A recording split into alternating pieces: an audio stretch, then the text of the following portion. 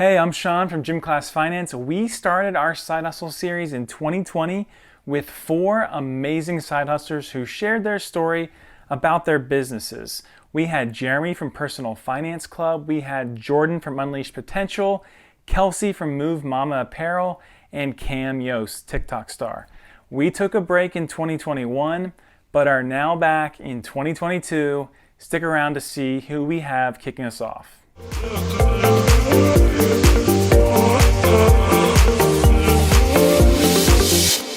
So the whole point of the Side Hustle series is to learn about different side hustle businesses that people started, hear about their stories, and maybe learn a thing or two as you consider starting your own side hustle. Today I have a fellow PE teacher on who has a side gig related to hunting, more specifically bird hunting. Please welcome Kyle Dayhoff and his side hustle business called Creekview Decoys.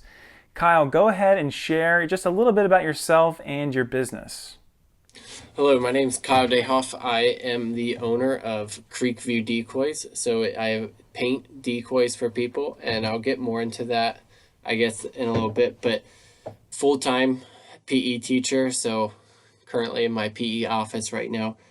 And then, like I said, part-time, I paint decoys for my side gig. So when I say paint decoys, the biggest thing is I take either older, like old beat up decoys that guys don't want to use, or even like sometimes I take brand new decoys straight out of a box that somebody ordered. And most of the time what I'm doing is I'm taking plastic decoys and adhering a felt to them and then painting over that felt to provide a decoy that doesn't reflect, especially in the sunlight. So like it's a huge like downfall of using plastic decoys when it comes to hunting. So like getting a little bit of hunting knowledge today. But the felt that I use, it doesn't reflect the same as a plastic decoy would. And then the biggest thing is like, yeah, factory decoys. There are some that have the flocking that I do already on them, but it's not very durable. So like the second piece is like my flocking is a lot more durable and a lot more realistic in paint schemes and colors that guys can use year after year rather than replace significantly more often. So I know nothing about any type of hunting, so I'm definitely getting, an education here. Actually, a fun story I want to share about Kyle's business real quickly is, I just randomly mentioned Creekview Decoys to my wife's cousin who actually lives in South Jersey. He's an avid duck hunter, and he actually knew about Kyle's business, which is pretty cool. Pretty small world. Anyway, where are you actually based out of, and where do you get most of your business from? So I am based in Carlisle, Pennsylvania, and 50% of my work is probably like, for guys within an hour of here that drop decoys off. But the other 50% of my work is United States based, and I've done some work for Canada guys.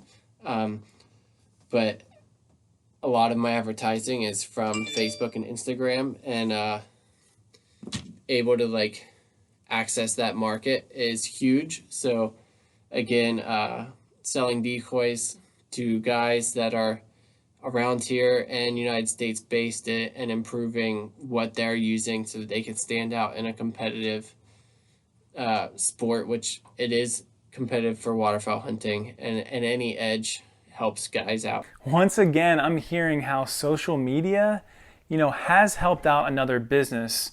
There are some positives to it. Anyway, how did you get started with this side hustle?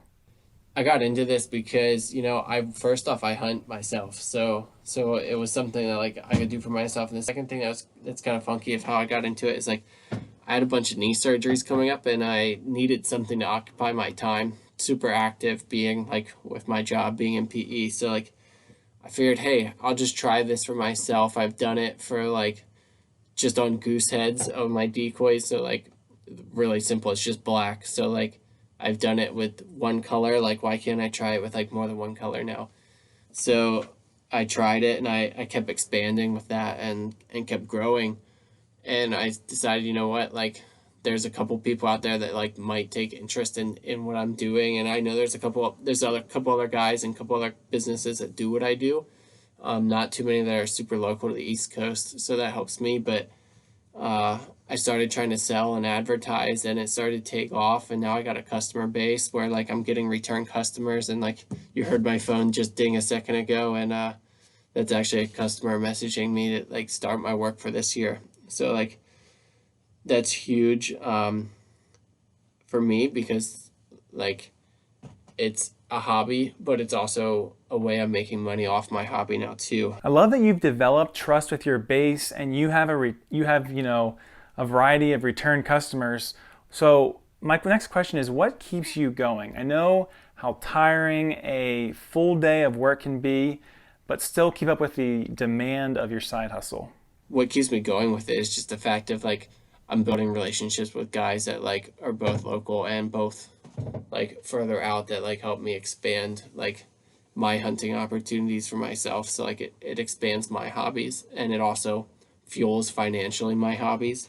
So like those kinds of things are huge for me. And then like just the fact of I'm hunting over for myself, things that like I'm making. So like there's a little bit more pride in it and a little bit more like satisfaction over like using something that you spent some time into. So a lot of people I guess don't understand like the use of a decoy. So maybe explaining that might help a little bit. But like while yeah, you have to drive around and find birds to be able to hunt them, like they have to be like present. Like can't just go to like a desert and find waterfowl. But putting decoys out like for ducks, if you're on the water, you might only put like a dozen out around here in Pennsylvania, but like putting those out will help attract birds to come close enough to harvest and take home and eat eventually. But yeah, like if you're hunting fields for like ducks or geese, you might be using several hundred decoys. So putting out huge numbers of decoys where guys can like, well, you can attract birds with them. So like providing that and using your own equipment for that makes it a lot more rewarding in itself. So if you could just share a little bit about the sport in general, like why do waterfowl hunters need, want your service or product? When it comes to like waterfowl hunting, like I said earlier, like a lot of it's a community based effort. Like you hunt with a group, so like it takes a lot of work to one find birds because like it's not like deer hunting where you sit in the same area, same farm year after year, day after day, and just hope that something passes by. Like with waterfowl, you actively find them, so it's a lot of miles in your vehicle, a lot of times spent behind a windshield, driving, binoculars, trying to find birds. So like having a huge group of people that are doing the same thing, not only like one lessens like how much time you're spending doing that, but also at the same time like increases the chances you're gonna find like a significant amount of birds.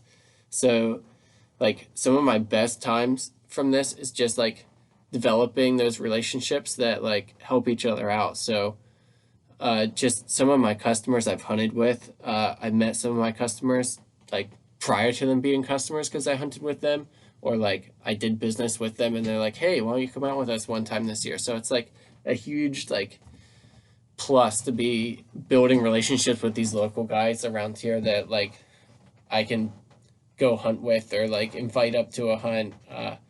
One of my customers I invited up to a hunt up northern PA with me, and like yearly he invites me to Lancaster. So like just having those connections are huge. And then the second part of it like is like I'm hunting over something I created. So I'm not necessarily like carving decoys like a lot of guys do, but I'm still hunting over something that I create, I paint, I do all the work to. So it makes it a little bit more rewarding to do that. And then the last thing with that is like it's always fun getting invited on a hunt or like being on social media because like a lot of my job is just building a relationship with social media and seeing pictures from guys around the area or even like out of state. And like I'm seeing the pictures of decoys in the background and like some of the decoys I painted, I can look at and tell they're mine. And they're sitting next to like big name, big box store brand decoys. So like some of the names are like Avian X or like Cabela's even has a decoy brand. So like seeing my decoy sitting next to theirs out in the water is pretty cool to see. And then like being able to pick them out from like pictures, that's fun. So that's definitely something I've been like proud of to see. And I mean, thinking about back to decoys, I probably have like 1,500 to 2,000 decoys out right now to different guys across the whole United States. So it's starting to add up. So the relationships, the experiences you've gained from your side hustle sound amazing. And the fact that, it's your hobby is icing on the cake. There might be some people maybe out there that have started their side hustle and maybe it's not going as planned. What would you tell someone starting out a side hustle?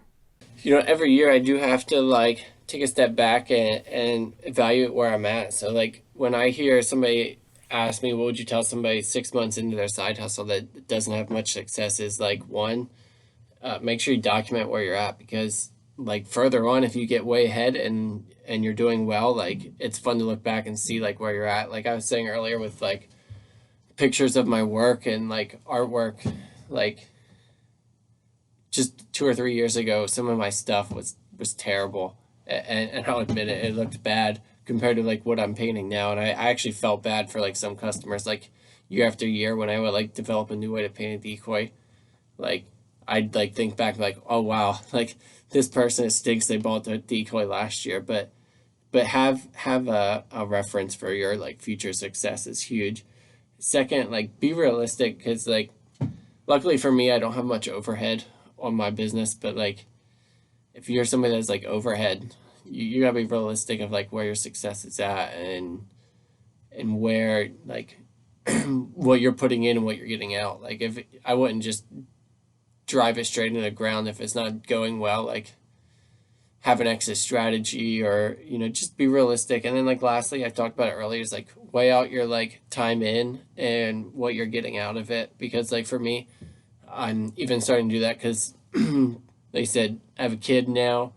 Prices of supplies have gone through the roof over the past like year. So like some of my costs are now 10 to 20 to 30% more. So I'm definitely charging that on my end, like for customers. But at the same time, that makes me like makes it way more difficult to get customers to buy into what I'm selling because what I'm selling is like more expensive than factory work. So like yeah, you can buy flock decoys from a factory, but they're not nearly as durable and they're not like that custom small business work that you can order and get exactly how you want. So like just be aware of like what you're putting in and what you're getting out and like evaluate yourself monthly if not yearly and take inventory of where you're at and where you want to be.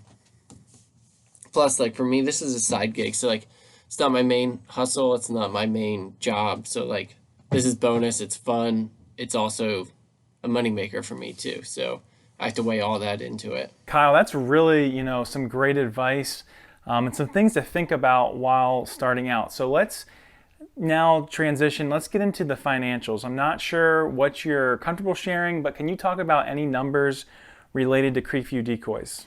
When it comes to numbers like financially, like I didn't start this to be like a huge financial business because like one I didn't really think it was going to take off like it did, but the biggest thing is like I self-sustain myself in the hobbies that I do. Like the biggest example is we go out to Kansas like every other year for a hunting trip, and that's paid for because I just take money in my business account to do it because it's partly a business expense to go out and hunt, and I use that like the media I create out there, pictures and videos and people I meet out there as like partly supporting my own business. So like being able to fuel my own hobbies is huge, and that's like the biggest thing that I'm able to pay off with this side hustle. Like I haul my boat out to Kansas, like I bought my boat with this money. Like all those things that I purchase or use can come from my bank, or not my bank account, but like my business accounts. Like I don't have to like budget for these things, or like I'm not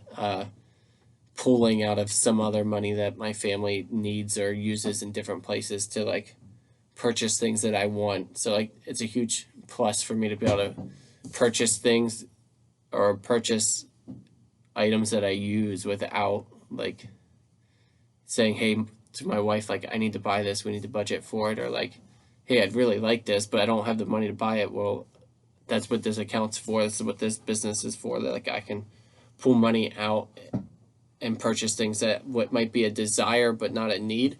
So it's a little bit of the extra work like that I put in above my full-time job that like I can do that with. You know, that's what side hustles, you know, really are great for. A lot of times they provide extra income you need to do, you know, those fun things or invest or just really, you know, supplement your income because as we all really know, especially now, I just filled up my car with gas and life is expensive. So anyway, this has been, you know, really eye-opening. It's been great. Is there anything else you want to share today about your side hustle? You know, how people can get in touch with you? Just to finish out, thanks for having us on. And like, it's really, it's really important to me to like reach out and connect with different people. Like I said earlier, like the waterfowl community is like huge to have connections with, like because you do so well with positive connections and it helps a lot. But having connections on like this help a lot too for like me and like organizing my business and like planning where I want to go and where I came from is huge for me. So like thank you guys for that. And again, if people ever want to find me or find out more about decoys, my social media is Creekview Decoys, so you can find me there.